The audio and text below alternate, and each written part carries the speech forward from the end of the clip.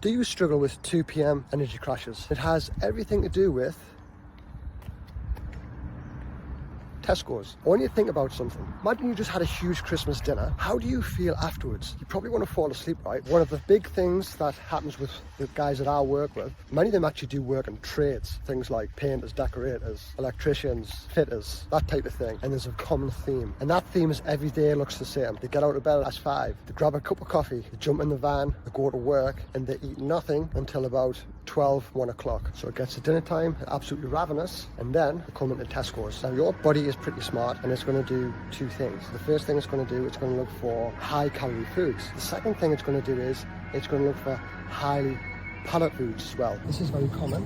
So you're going to look for something that's probably high in calories subconsciously. Let's just pick a ham and cheese triple chicken. If you look on the back of this, we'll see that's nearly 600 calories. And you've also got the snacks. Now, we're picking stuff that people generally pick, and something like that is very common. So if you look at the calories on this, per roll, 328, and there are 2 rolls on this. And part of that meal deal is also a drink. And the chances are you're going to pick something up that's maybe high in caffeine, an energy drink or a Diet Coke or something like that. Now notice something else that to do as well. Say you go for a chocolate bar, there's no single chocolate bars.